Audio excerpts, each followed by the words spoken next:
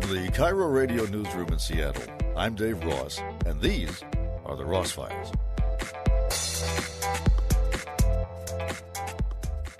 We're about to talk to somebody who somehow got access to Kim Jong Un's inner circle. She is Anna Fifield, who is the Washington Post bureau chief in Beijing, and also the author of the forthcoming book, The Great Successor, The Divinely Perfect Destiny of Brilliant Comrade Kim Jong Un. Those don't sound like your words, Anna. They are not. They are all some of the words that the North Koreans have used to describe Kim Jong Un over the years. She's going to be here in Seattle at Town Hall for an event on June 16th. So, first of all, tell me about the access you got. Who were you able to talk to? Right. Well, I set out to try and talk to every person who'd ever met Kim Jong Un, which was a big challenge at the beginning. But I found I was living in Japan, and I found the Japanese sushi chef who had worked in the North Korean royal family's, household while Kim Jong Un was a child, and was actually he described it as being Kim Jong Un's playmate at that time because Kim Jong Un had no friends. So a 40-something Japanese chef was somebody new and novel, and they used to go out fishing together and play basketball and things like that. But I also tracked down his aunt and uncle who had been his guardians while he was at school in Switzerland as a teenager, and they had posed as his mother and father at that time. They escaped from the regime and came to the United States about 20 years ago. So I managed to find them and convince them to talk to me about what they knew about him as a child. I was able to build up a portrait of the kind of upbringing he had and the training he had to become the leader of North Korea. And so he was trained. I mean, this is something that's been programmed into his DNA.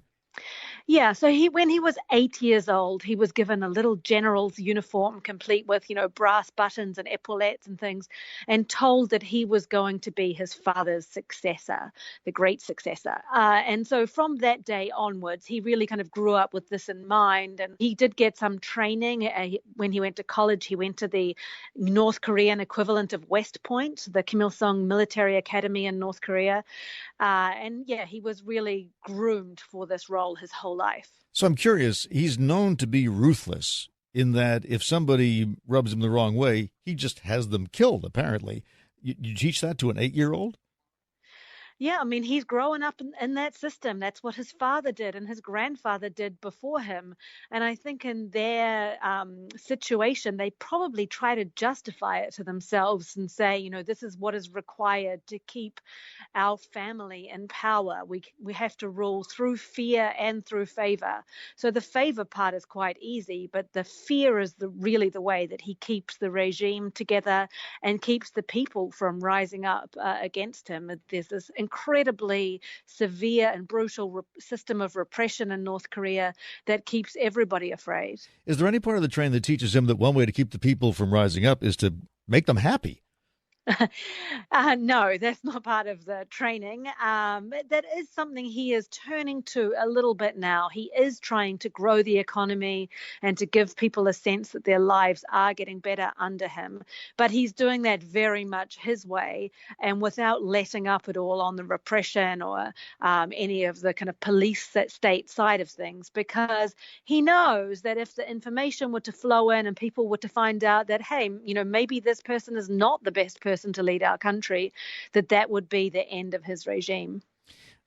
I guess that's what confuses me about dictators. I guess in the case of somebody who has been trained from a tender age in this system, you could cut him some slack. But he obviously has internet access. He knows there are other political systems out there that don't depend entirely on fear. Is he incapable of understanding that? I think he probably understands it and understands it very well. In 2011, the year that he took over, that whole year had been taken up by the Arab Spring, where he had been watching as, Middle Eastern dictatorships, especially ones where the leader wanted to pass down power to his son, were toppled or challenged across the entire Middle East. So I think that's probably a real lesson to him that, that if he wants to stay in power, as it was to Bashar al-Assad and, other people around the world like that. We could say like Mohammed bin Salman in Saudi Arabia has adopted some of this. Fear and repression and keeping people afraid for themselves and their security is a very powerful way to a powerful deterrent to stop people from challenging him. So democracy is to be avoided at all costs. At all costs. I mean, it would be very hard for him to make the case that he, who took power at 27 years old with no qualifications other than being born to this family, it would be very hard for him to say that he is the best person out of 25 million to run North Korea. So there's a fundamental insecurity there besides. That's right. I mean, a dictator is paranoid by nature, waking up every morning, wondering if he's going to be overthrown that day. And the biggest challenge to him comes from that inner circle, the elites in Pyongyang, the top brass in the military, the top officials in the Workers' Party. They're the ones who could form their own power base and who could challenge him and try to depose him.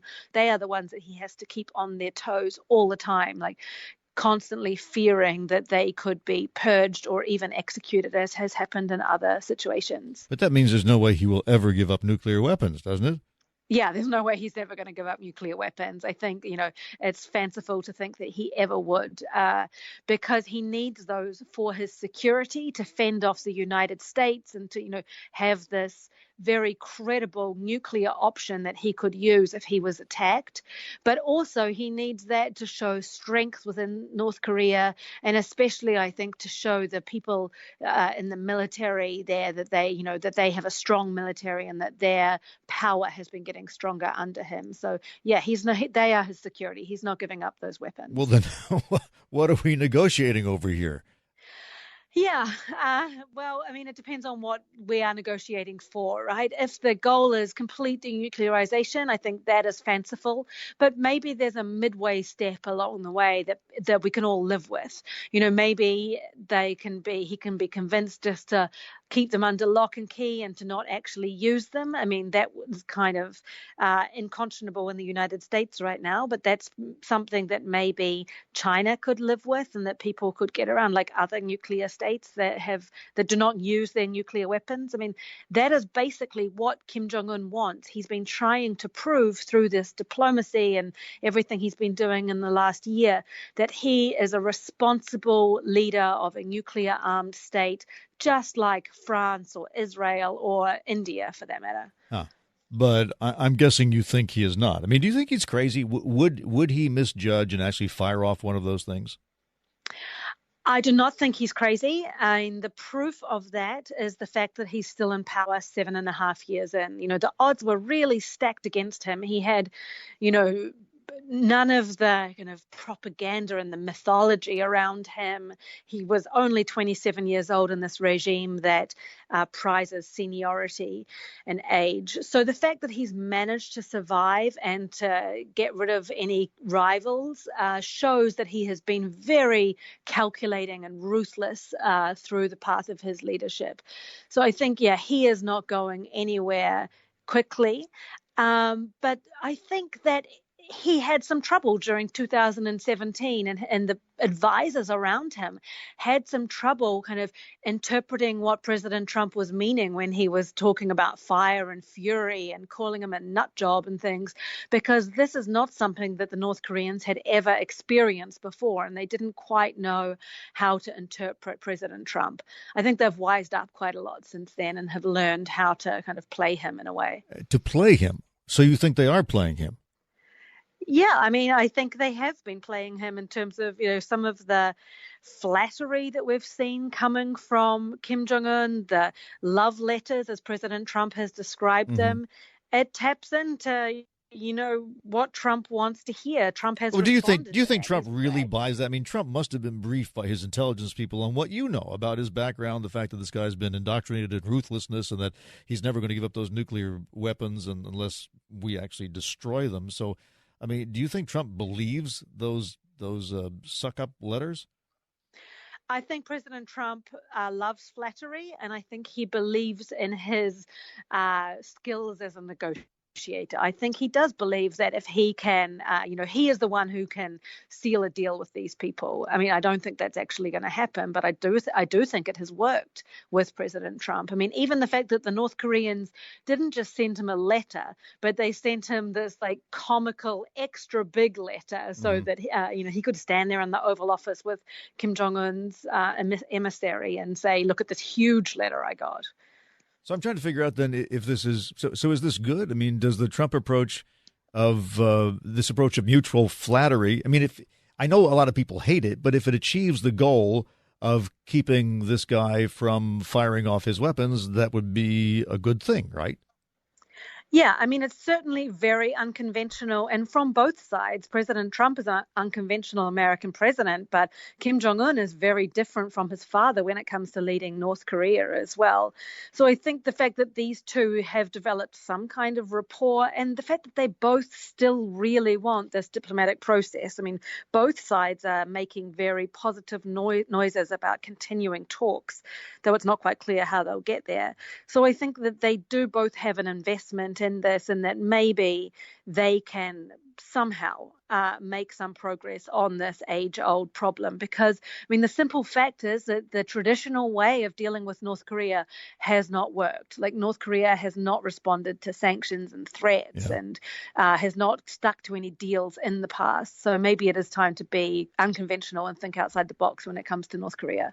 So since Kim Jong Un's main priority is keeping himself safe and in power, all we have to do is pretend to believe that he's powerful and promise never to invade him, and he can continue pretending to be powerful. But in the meantime, we make sure that in reality his nukes are completely defused and useless, so that there can be this charade without any real danger behind it.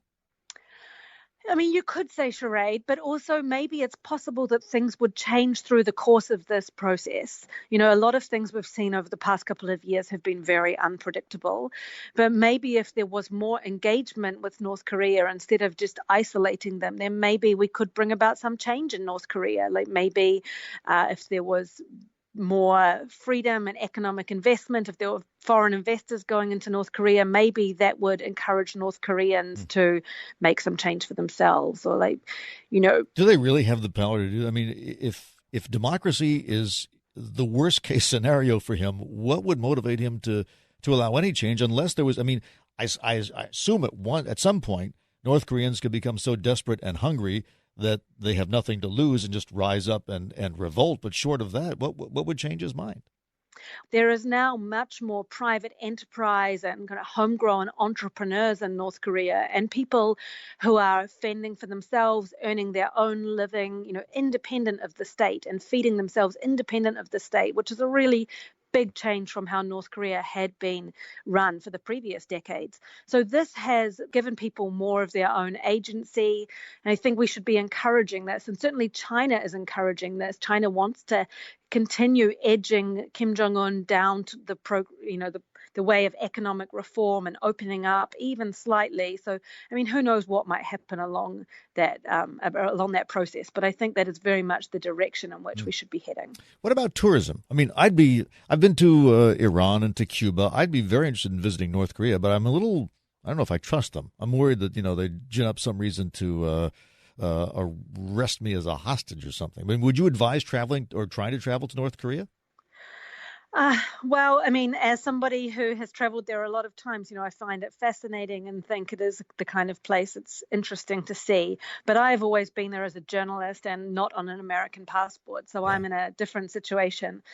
But I think for people who have gone in as tourists in the past, there have been situations where Americans have been taken, but there are also many Americans who have not been taken, who have behaved, keeping themselves like Boy Scouts after church, as someone was described it to me, and they have been fine. But I guess it's a personal risk issue.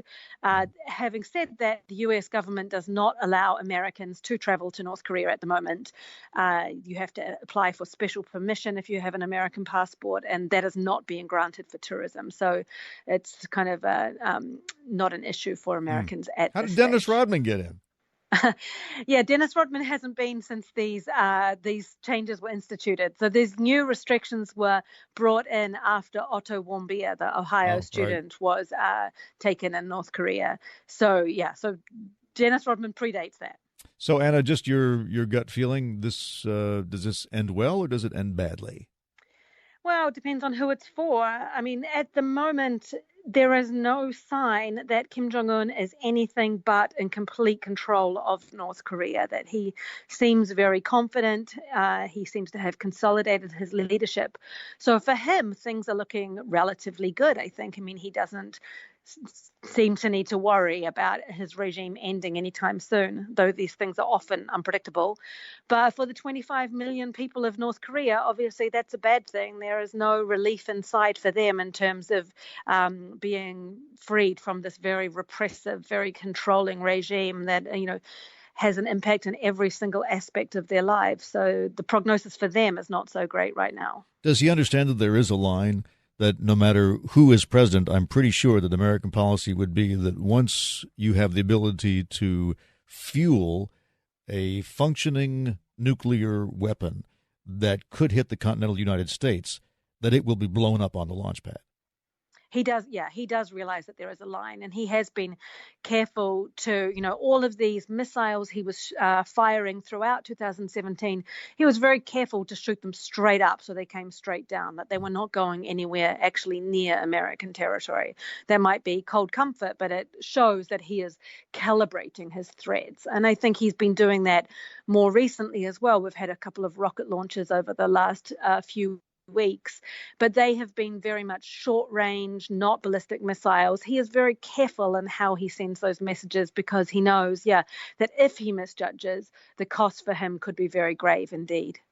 Anna Fifield is the Washington Post Beijing bureau chief and also the author of The Great Successor, The Divinely Perfect Destiny of Brilliant Comrade Kim Jong Un, and she'll be at Seattle's Town Hall Sunday, June 16th, 7:30 p.m. Anna, thank you very much. Great. Thank you for having me on. I'm really looking forward to coming to Seattle. Remember that when there's a longer version of the interviews on Seattle's Morning News, you can usually find it right here in the original form, unconstrained by the limitations of a live broadcast. And you can subscribe so that when someone says, "Did you hear what was on Seattle's Morning News?"